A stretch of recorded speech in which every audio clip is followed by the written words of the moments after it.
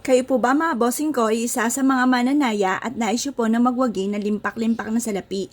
O nais po ninyo na hindi kayo maubusan ng pera? Bagamat napakaliit ng inyo pong sahod, ito po mga bossing ko ay may kakayahan na magtawag ng swerte lalo na sa pera. Yung ba tipo na kahit gaano kaliit ay napagkakasya nyo po ito at may mga dumarating na mga blessing na hindi nyo po inaasahan. Ako po'y may tuturo po sa inyo kung kayo po'y mahilig sa mga pampaswerte at nais nyo po na makapagtaboy ng mga kamalasan. Kung may mga pagsubok man dumarating ay mabilis nyo itong nalalampasan. Meron po ako ituturo po sa inyo po mga bossing. Subukan nyo po ngayong umagang ito mga bossing ko na 6:30 or kaya po'y alas 7 ang gumamit ng asin at ganun din po ang barya. Ang baryang ginamit ko ngayon mga bossing ko ay 10 pisong luma. Ang 10 pisong luma ay meron po silver. Ang silver ay nagtataboy ng kamalasan at ang gold naman ay for abundance.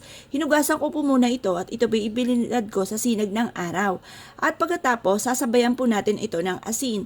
Ang asin ay isa sa mga subok na napakaswerte lalo-lalo na tungkol sa usapin ng pera. Ang tambalang ito ay subok na napakaswerte. Basta focus ka lamang po sa inyong pong pagwiwish. Gamitan po natin ito mga bossing ko ng wallet. Ang wallet na ito mga bossing ko ay may pusa.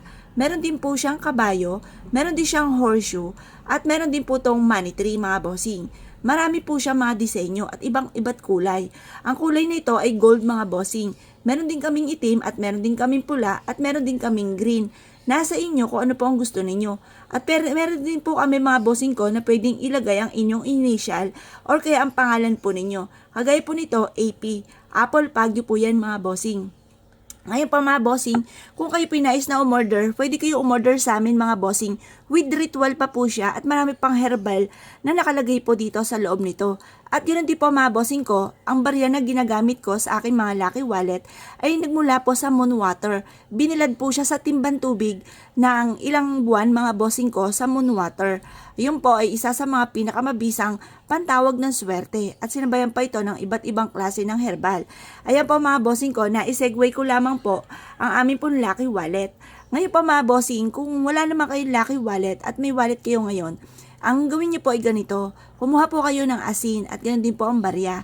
Alisin niyo po muna ang laman ng inyo pong pitaka. Ipagpag niyo muna ito sa sinag ng araw. Ay ibilad niyo po ng kaunti. At pagkatapos mga bossing ko, ay i-haplos niyo itong ating asin. Sabihin niyo, sa pamamagitan nito, kailanman hindi na kayo maubusan ng pera. Magtutuloy-tuloy ang pasok ng swerte. Babala lamang, konting asin lamang mga bossing. Dahil maaaring ang asin ay makatuyo ng inyo pong pera at maaaring ito ay magato. Kaya mas mainam konting asin lamang. Focus ko lamang. Sabihin niyo po dito sa pamamagitan ng pampaswerte at sipag at tiyaga at pananalig sa mahal na Panginoon, kailanman man na hindi na ako maubusan ng pera, magtutuloy-tuloy ang pasok ng swerte sa akin. Lahat ng mga pangarap ko ay matutupad. Mga bossing, may segue ko lamang. Ito nga po palang aming pitaka mga bossing ko ay leather po siya. Kung mapapansin ninyo ay ganito po ang nasa loob po niya. Napakaganda at napakaswerte at napakatibay po nito mga bossing. At pagkatapos mga bossing, na-segue ko lamang po mga bossing dahil ito po isa sa mga pinakamaganda na mga pamamaraan upang sa ganon, kumayod kalabaw man po tayo ay may patutunguhan. May mga pagkakataon mga bossing ko na masipag po tayo pero parang sa ulat wala ang ating kasipagan. Para may patunguhan ng ating kasipagan ay mainam na subukan nyo po ito. Pagtapos nyo po ito ibilad hanggang alas 8, ibalik nyo na ang mga laman ng inyo pong wallet at i-mindset nyo na simula na ito ng tagumpay po ninyo at kailanman hindi na kayo mamumblema tungkol sa usapin ng pera. Kaya kung pinaniwala at nais nyo po itong gawin mga bossing, good luck bossing nyo po lahat!